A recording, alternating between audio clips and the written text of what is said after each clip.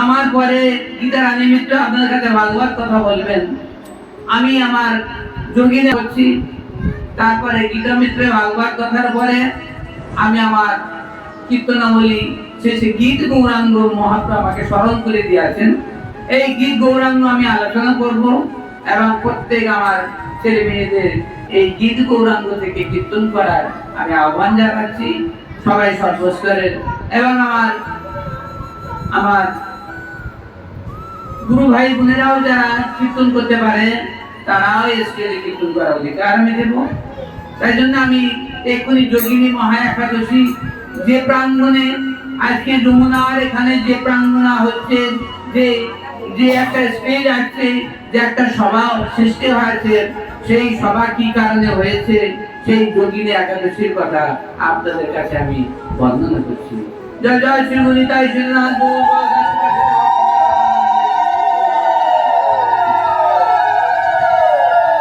করুন। ধর্মরাজ যুধিষ্ঠির যিনি পাণ্ডব প্রধান, পঞ্চ পাণ্ডবের প্রভ্রাতা মহারাজ যুধিষ্ঠির, সেই এই পার্থিব জগতের এই পৃথিবীর আধিরাজ, সেই যুধিষ্ঠির ভগবান কৃষ্ণের কাছে জিজ্ঞাসা করতেন, এই ভগবান, এই কৃষ্ণ অনাদি আদি গোবিন্দ, এই যদু মহা, এই যদু পুত্র, হে যদুরাজ, যদু বংশোদ্ভব ভগবান কৃষ্ণ বাসুদেব, আপনার কাছে একটা প্রশ্ন করতে চাই। ভগবান কৃষ্ণ বলছে, ঠিক আছে ধর্মরাজ, বলুন কি আছে আপনার মনের প্রশ্ন। তখন ধর্মরাজ যদি বলছে, ঠাকুর আমি এমন একটা ব্রতের কথা আপনাকে জিজ্ঞাসা করতে যাই বা চাচ্ছি, যে ব্রত করলে পার্থিব জগৎবাসী অক্লান্ত তোমার চরণ প্রাপ্ত হয়ে যায়। কারণ অনাদি আদি গোবিন্দের চরণ প্রাপ্তি অতীব সম্ভব নয়, কিন্তু এমন একটা পন্থা, এমন একটা ব্রতের কথা আমাদেরকে বলুন যা বিশ্ব জগৎবাসী অক্লান্তে আপনার চরণ প্রাপ্ত হতে পারে। একটা সহজ একটা উপায় আমাকে বলুন। এই কথা যখন ধর্মরাজ যুধিষ্ঠির ভগবান কৃষ্ণের কাছে ব্যক্ত করলেন, তখন কৃষ্ণচন্দ্র বললেন আচ্ছা। আর ধর্মরাজ বললেন যে আষাঢ় মাসে এই কৃষ্ণপক্ষে বা কি একাদশী সংঘটিত হয় এবং এই একাদশী করলেই বা জগতের কি ক্ষতি হয় বা কি লাভ হয় তা আপনি একবার ব্যক্ত করুন পার্থিব জগৎবাসীর কল্যাণের জন্য। অনাদি আদি গোবিন্দ ধর্মরাজ যুধিষ্ঠিরের কাছ থেকে শ্রবণ করে বললেন, এই ধর্মরাজ, আমি আপনার প্রশ্নের যথাযথ উত্তর দান করছি, আপনার শ্রবণ করুন। এই আষাঢ় মাসে কৃষ্ণপক্ষের একটা একাদশী আছে, এই একাদশী নাম যোগিনী একাদশী, এবং পুরাকালের একটা কাহিনী আমি বর্ণনা করতে ভগবান কৃষ্ণ বলছেন। পুরাকালে একটা কাহিনী আমি বর্ণনা করতে, আপনারা তা শ্রবণ করেন। এই ধর্মরাজ যুধিষ্ঠির জগতের কল্যাণের জন্য এই কৃষ্ণের কাছে এই প্রশ্ন করলেন যে কি একাদশী করলে, কি ব্রত করলে জগৎবাসী অক্লান্ত তোমার চরণ প্রাপ্ত হতে পারে, এই জন্ম মৃত্যু রহিত হতে পারে, আপনি দয়া করে তা বর্ণনা করুন। তাই ভগবান কৃষ্ণ বললেন, আমি এমন একটা একাদশীর কথা আপনাকে বর্ণনা করছি, এমন একটা ব্রতের কথা বর্ণনা করছি যা জগতে অতীব দুর্লভ, এবং এই ব্রত করলে জগৎবাসী আর পুনর্জন্ম হয় না, ভগবানের মহাপ্রেম পেয়ে যায় এবং কৃষ্ণ প্রাপ্তি হয়ে যায়। এত বড় একটা মহান ব্রতের কথা আমি বলছি। তাই ভগবান কৃষ্ণ বললেন, ধর্মরাজ যুধিষ্ঠির শ্রবণ করুন, আমি একটা পুরা কাহিনী, পুরাণের একটা পুরা কাহিনী, পুরাতন কাহিনী, পুরাণে তা লেখা আছে, তা আমি বর্ণনা করছি। সেই পুরাকালে অলকা নগরে শিব ভক্ত কুবের নামে এক দক্ষ রাজ ছিলেন। পুরাকালে সেই অলকা নগরে একজন শিব ভক্ত, পরম ভক্ত তিনি, সেই দক্ষ রাজ, তার নাম হচ্ছে কুবের। এই কুবের মহারাজ পৃথিবীর অধীশ্বর শিবের পরম ভক্ত। তাই শিবের চরণে পুষ্পাঞ্জলি অর্পণ করেন। তাই জন্য তিনি একজন সুপরিপক্ত একজন ব্যক্তিকে অর্পণ করলেন, এক যক্ষকে। সেই যক্ষের নাম হচ্ছে হেমমালী। হেমমালী নামক এক যক্ষকে তিনি নিযুক্ত করলেন এই শিব পূজার পুষ্প আনার জন্য। এবং সেই ত্রিসন্ধ্যা এই শিব সেই হেমমালী পুষ্প আনেন। অনেকদিন পুষ্প আনা নেওয়া করেন। ঠিক সময় মতো শিব পূজার সময় আসলে উনি তার আগেই পুষ্প নিয়ে হাজির হয়ে, মহারাজ এই যে শিবের এই সেবার পুষ্প আমি এনেছি। এইভাবে দীর্ঘকাল তিনি পুষ্প আনা নেওয়া করেন, কোনো সমস্যা হয়নি। কিন্তু কোনো কালচক্রে ভগবানের কি ইচ্ছা, কি কারণে একদিন ওনার পুষ্প আনা হলো। কারণ সেদিনে ওনার একটা সুন্দরী স্ত্রী ছিল। সেই সুন্দরী স্ত্রীর নাম হচ্ছে বিশালক্ষী। বিশালক্ষী পরমা সুন্দরী। কার? এই ফুলতলা এই মালী। এই মালীর নাম কি? ফুলতলা মানে হেমমালী। এই হেমমালীর পরমা সুন্দর একটা স্ত্রী ছিল, তার নাম কি? বিশালাক্ষী। এখন বিশালাক্ষী একদিন ঠিক ফুল তোলার সময় বিশালাক্ষী ওনাকে বললেন, হে স্বামী, তুমি একবার আমার কথা শোনো। তুমি ফুল পরে নিও, আমার অনেক দিনের মনোবাসনা তুমি পূর্ণ করো। আমি অতীব তোমাকে ভালোবাসি, তুমি আমাকে সময় দিতে পারো নাই, তা আজকে একটু সময় দাও। আমি তোমাকে আমার জীবন সঙ্গী করে নিয়ে রেখেছি, কিন্তু একবার আমার সুযোগ দাও। এখন এই হেমমালী স্ত্রীর কথায় ভুলে গেলেন। স্ত্রীর কথায় অনেক মানুষ ভুলে যেতে পারে। যেমন রাক্ষসের মায়ায় দেখো পণ্ডিত জন ভুলে, পণ্ডিত জন পর্যন্ত রাক্ষসের মায়ায় কিন্তু ভুলে যায়। হনুমান পর্যন্ত ভুলে গিয়েছিল রাক্ষসের মায়ায়। তাহলে চিন্তা করে দেখেছেন, মানে সেই মানে কত কত মহাত্মা যোগীগণ পর্যন্ত রাক্ষসের মায়া বা মেয়েদের মায়া সবই ভুলে যায়। এখন হেমমালী ভুলে গেলেন দুপুরে মাধ্যাহ্ন সময় পুষ্প আনার কথা। সেই সময় হেমমালী সেই তার বিশালক্ষী স্ত্রী সঙ্গ দিলেন, যার ফলে পুষ্পান হলো না। পুষ্পান হলো না যখন, তখন সেই দুপুর গড়ে দীপ্রার হয়ে গেল। তখন সেই অপরাহ্ন এসে গেল। যখন হেমমালী যখন পুষ্প না নিয়ে আসলেন, তখন ওই মহাদক্ষ রাজকুবের একজন দুধকে পাঠালেন, যাও তো এই হেমমালীর বাড়িতে যাও, হেমমালী কোথায় আছে সম্মান নিয়ে আসে, এবং কি করছে, কেমনি ভাবে আছে, আমার ঠাকুরের সেবা নষ্ট হয়ে গেল, পুষ্প কেন আনে নাই, দেখো তো পুষ্প আনার কথা। সে নিজে নিজে পুষ্প নিয়ে আসে, আজকে কি কারণে পুষ্প নিয়ে আসে নাই, একবার খুঁজে দেখো তো। সেই দুধ তৎক্ষণাৎ হাজির হয়ে গেলেন সে হেমমালীর বাড়িতে। কি দেখেন, হেমমালী আর নিজের বসে নাই, তার পরমা সুন্দরী সেই বিশালক্ষীর প্রেমে মশগুল হয়। আর তার জ্ঞান নাই, তার আর পুষ্পানের কথা মনে নাই। কখন দুপুর গড়ে সন্ধ্যা হয়ে গেল, হেমমালীর আর কোন সন্ধান নাই। এখন ওই ভাব দর্শন করিয়া তিনি কিছু না বলে ফিরে মহারাজ বলে, হে মহারাজ, আপনার হেমমালী পুষ্পানের কথা ভুলে দিয়ে তার পরমা সুন্দরী সেই বিশালক্ষীর প্রেমে আকৃষ্ট হয়ে গেছে। সেই বিশালক্ষীর প্রেমে সে এখন হাবুডুবু খাচ্ছে, তার আর পুষ্পানা হলো না। তখন মহারাজ কুবের চিন্তা করছে, তাই কি করে। এমনি সময় সেই হেমমালীর স্মরণ হয়েছে যে তাই তো, আমার তো সেই শিবের পুষ্প নিয়ে যেতে হবে। দীপ্রহার পরে সন্ধ্যা এসে গিয়েছে, এখন উপায় কি। এখন উনি তাড়াতাড়ি সেই পুষ্প নিয়ে ফিরে গেলেন, স্নান আদি কিছুই করেন। মন ছটফট করতে সর্বনাশ হয়েছে, মহারাজ আমার কি করে থাকছে। এখন হেমমালী ওই ভাবে ছুটেছে পুষ্প নিয়ে।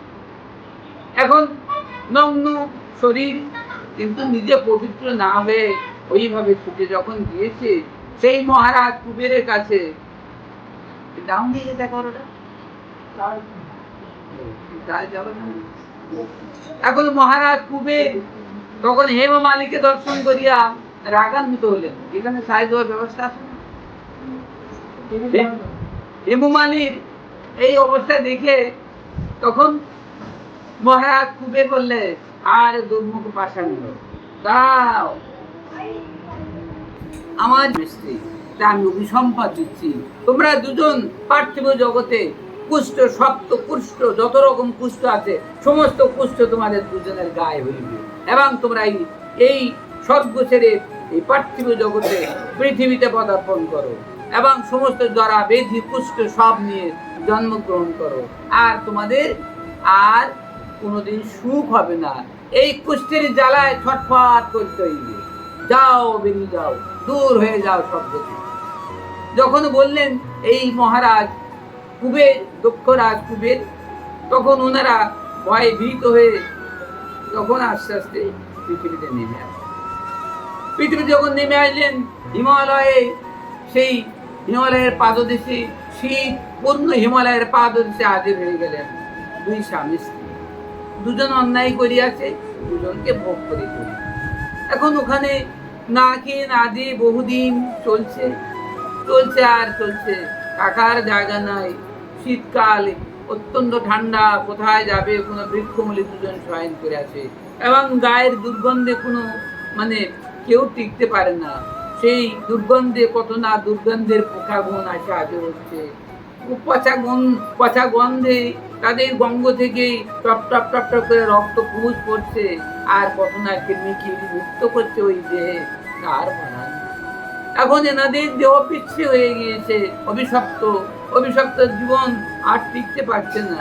তখন বলছে তাই তো একমাত্র শিবের উপাসনা, শিবের উপাসনার পুষ্প বহুদিন ধরে হিমমালি দেয়, তো তাই পুষ্প চয়ন করে করে একটা শিবের কৃপা ওই হেমমালের উপর হয়ে আছে। কারণ আজকে না সে অন্যায় করিয়াছে, কিন্তু একদিন তো অন্যায় করেনি, একদিন তো সুন্দরভাবে পুষ্প শিবের চরণে দিয়েছে। তাই আজকে শিবের এই স্মৃতিটা, এই ভক্তির স্মৃতিটা ওরা দুজন ভুলে গেল না, সব ভুলে গেল, পার্থিব জগতে সব ভুলে গেল, কোথায় ছিল কোথায় না ছিল সব ভুলে গেল। কিন্তু শিব যে তাদের ভক্ত, শিব যে তাদের ভগবান ভাবে শিবের চরণে পুষ্প নিয়ে যেত এবং মহারাজ কুবেরকে দিত, এ কথা কিন্তু হেমমালি ভুলে গেল। শিবের সেই মহিমাটা ভুলে গেল না বলিয়া ওনারা দুজন ভালোভাবে বেঁচে আছে, না এত কুষ্ঠ নিয়ে কেউ বাঁচতে পারে। এখন চলছে চলছে চলছে চলতে চলতে একদিন ঘুরতে ঘুরতে হিমালয়ের পাদদেশে হাজির হয়েছে, শীত ঠান্ডা হিমালয়ের পাদদেশে, সেখানে সে মার্কেন্ডীয় মহামুনি বসবাস করে। এখন কোনো ভাগ্যক্রমে ওই হেমমালিয়ার স্ত্রী বিশালাক্ষী ভ্রমণ করতে করতে না খেয়ে না দিয়ে জীর্ণ শীর্ণ দেহ পরিবার আছে, পুড়ে ঝামুর হয়ে আছে দেহ, এবং কৃমি কীট পূর্ণ দেহ, কোথায় লোকালয়ে যাওয়ার উপায় নাই, কারো সম্মুখে যাওয়ার উপায় নাই, গন্ধের চম্পটে মানে কেউ টিকতে পারে না, এত দুর্গন্ধ, তাই গভীর গুণের মধ্যে আছে। এখন সেই মার্কেন্ড মহামুনির কাছে একদিন, মার্কেন্ড মহামুনি যখন ওখানে হিমালয়ের পাদদেশে যখন সাধন করেন, তখন ওরা ভাবছে এই মহামুনির চরণে একবার সেই জীবনের মতো দেখি।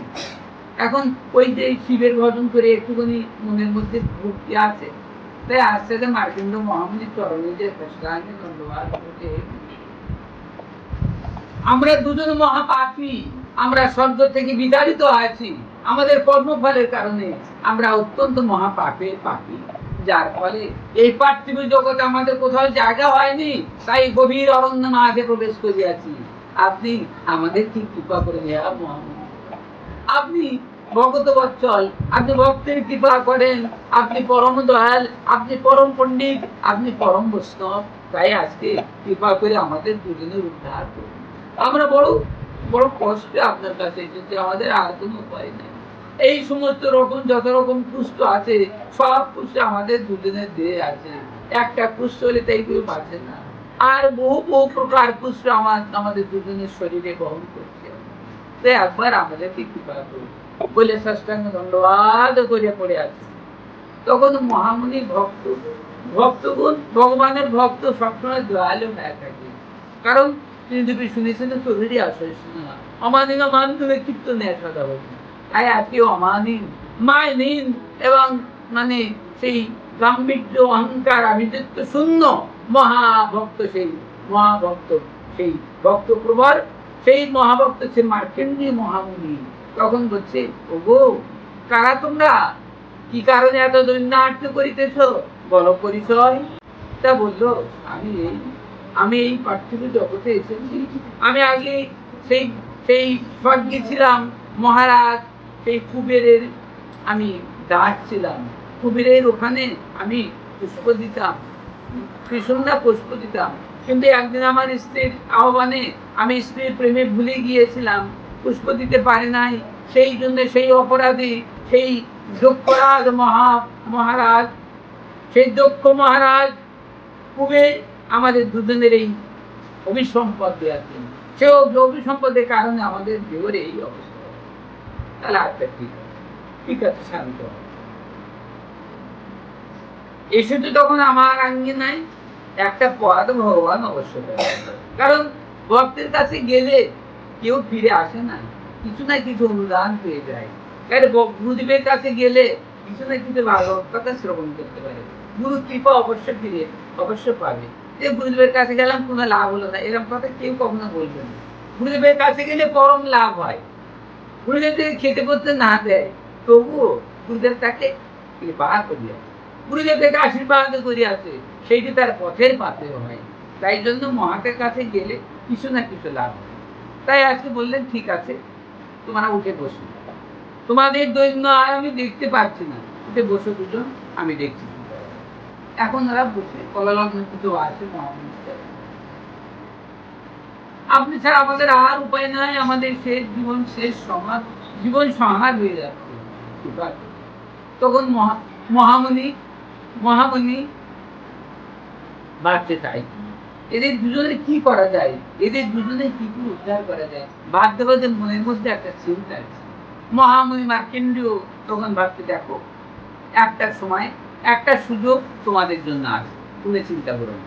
আগামীতে আষাঢ় মাসে একটা ব্রত আছে পার্থিব জগতের জন্য, সেই ব্রতের নাম যোগিনী। সেই যোগিনী মহা একাদশী আছে।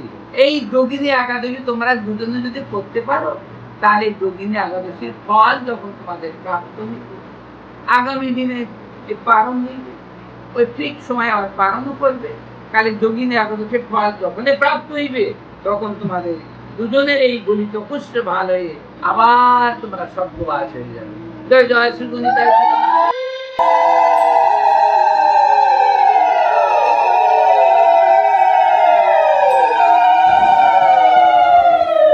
তাই এহ জগতে আমাদের যদি কোনো রকম কোনো কষ্ট হয়ে থাকে, পুষ্ট না হোক, আমাদের অনেক অনেক বেদি আমাদের মধ্যে প্রবেশ করে। কোনো বেদি মানব দেহ, তো বেদির মন্দির হতে পারে কোনো না কোনো বেদি।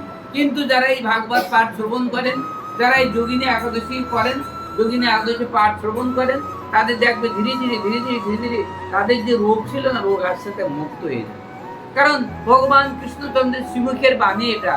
কারণ এত বড় বেদি যদি সেই তার বিশালাক্ষী বা হেমমালিনী যদি ভালো হয়ে যেতে পারে, তাহলে আমাদের ক্ষুদ্র ক্ষুদ্র রোগ যদি আমাদের থেকে দেয়, তাহলে আমরাও আস্তে আস্তে বেদি মুক্ত হয়ে যাবো। যারা নিত্য পাঠ শ্রবণ করেন, নিত্য ভগবানের পাঠ করেন, নিজে পাঠ করেন, অপাকে পাঠ শ্রবণ করান, সে নিরোগ হয়ে যায়, তার কোনো জরাবেদি থাকে না, সে মুক্ত হয়ে যায়, এই বিধাত জ্বালা থেকে মুক্ত হয়ে যায় এবং মৃত্যুর পরে ভগবানের চরম প্রাপ্ত হয়ে যায়। ভাগবত পাঠ শ্রবণের, ভাগবত পাঠ করার এটাই। কারণ পৃথিবীতে ভগবান এই গ্রন্থরূপে আছেন, তাই সেই গ্রন্থরূপে দয়া করেন ভগবান। তাই কি বললে ঠিক আছে, তাহলে আমরা তাই করব। এবার ওনারা দুজন মহানন্দের সঙ্গে মানে অপেক্ষা করতে লাগলেন কখন আষাঢ় মাসে আসে, আষাঢ় মাসে কখনো যোগিনী একাদশী হবে। ঠিক আষাঢ় মাসে এসে গেল, যোগিনী একাদশী শুরু হল, ওনারা করতে পারলেন। আজকের মধ্যে এরকম সুন্দর দিনে ওনারা দুজন মহাপাতকের মধ্যে গ্রন্থ হলো, তারা এই একাদশী ব্রত করলেন, কিছু আহার করলেন না এবং সারা নিশি জেগে থাকলেন, না খেয়ে তেমনি থাকেন, মনের মধ্যে খাওয়া হয়। সকালে সময় মতো একটু যায় পালন করলে, করার সঙ্গে সঙ্গে যেই পালন উঠে দিয়েছে, দেওয়ার সঙ্গে সঙ্গে সমস্ত দেহটা জ্যোতির্ময় হয়ে গেছে, আর গলিতে পুস্তক তত্ত্ব না আর ভাঙল, গলিত গোষ্ঠী আর থাকলো না। তখন সেই দেখে, তাই তো আমরা তো আবার স্বর্গে সে দেহ পেয়েছি, পাওয়ার সাথে সাথে আস্তে আস্তে শূন্য মার্গে উঠে গেল, আর পৃথিবীতে থাকতে পারলেন না, আস্তে আস্তে শূন্য মার্গে উঠে বিমানে যেমন চলে যায়, এরকম শান্ত শব্দ আসে। এই যোগিনী একাদশীর মহান গুণে আজকে সবাই আমরা যারা যোগিনী একাদশী শ্রবণ করছি, আমাদেরও এই সমস্ত পাপ থেকে, সমস্ত রোগ থেকে নির্মূল হয়ে, রোগ থেকে আমরা উদ্ধার হয়ে একদিন আমরা ভগবানের চরণ প্রাপ্ত হয়ে যাব। বলো কি আমরা উদ্ধার হয়ে যাব?